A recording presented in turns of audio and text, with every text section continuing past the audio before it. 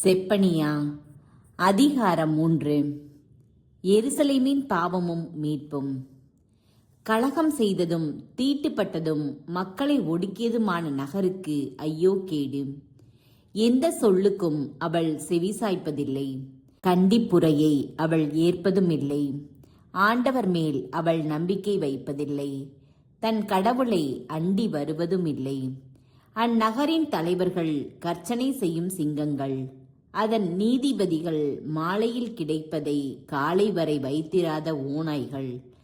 அதன் இறைவாக்கினர் வீண் பெருமை பேசும் வஞ்சகமிக்க மனிதர்.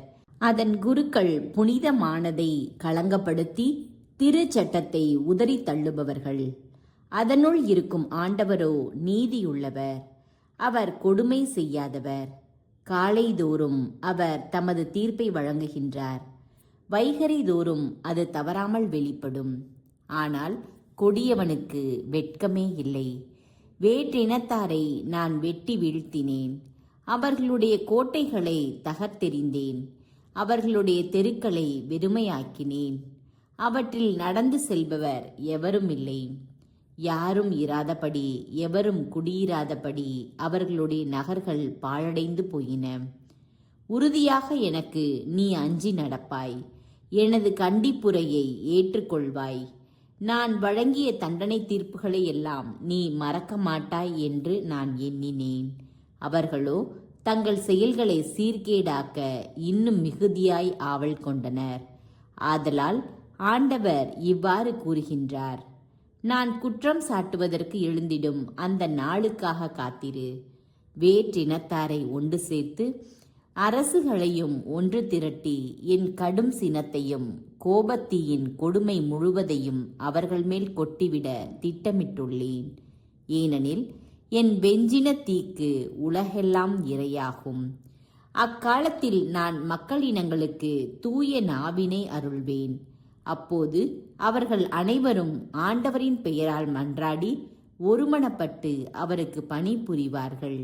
எத்தியோப்பியாவின் ஆறுகளுக்கும் அப்பால் இருந்து என்னை மன்றாடுவோர் சிதறுண்ட என் மக்கள் எனக்கு காணிக்கை கொண்டு வருவார்கள். எனக்கு எதிராக எழுந்து நீ செய்த குற்றங்களை முன்னிட்டு அந்நாளில் அவமானம் அடைய மாட்டாய். ஏனெனில் அப்பொழுது இருமாப்புடன் அக்களித்திருப்போரை உன்னிடமிருந்து அகற்றி விடுவேன். இனி ஒருபோதும் எனது திருமலையில் செருக்கு அடைய மாட்டாய். ஏழை எளியோரை உன் நடுவில் நான் விட்டு வைப்பேன். அவர்கள் ஆண்டவரின் பெயரில் நம்பிக்கை கொள்வார்கள். இஸ்ரேலில் எஞ்சியோர் கொடுமை செய்ய மாட்டார்கள்.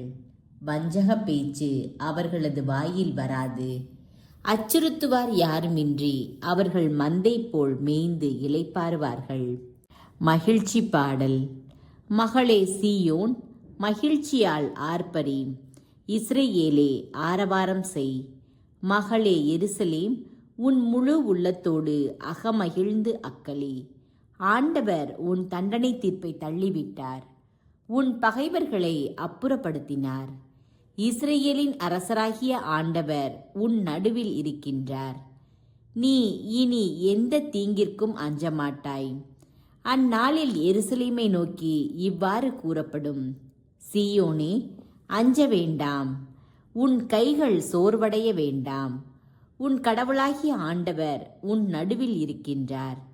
அவர் மாவீரர், மீட்பு அளிப்பவர். உன் பொருட்டு அவர் மகிழ்ந்து களி கூறுவார். தம் அன்பினால் உனக்கு புத்துயிர் அளிப்பார். உன்னை குறித்து மகிழ்ந்து ஆடி பாடுவார். அது திருவிழா காலம் போல் இருக்கும். உனது துன்பத்தை அகற்றிவிட்டேன். ஆகவே இனி நீ இழிவடைய மாட்டாய். இதோ உன்னை ஒடுக்கியவர்களை அந்நாளில் நான் தண்டிப்பேன். கால் ஊனமுற்றவர்களை காப்பாற்றுவேன். ஒதுக்கப்பட்டவர்களை ஒன்று சேர்ப்பேன். அவமானமுற்ற அவர்களை உலகெங்கும் பெயரும் புகழும் பெற செய்வேன். அக்காலத்தில் உங்களை ஒன்றாய் கூட்டி சேர்த்து உங்கள் தாய்நாட்டுக்கு அழைத்து வருவேன்.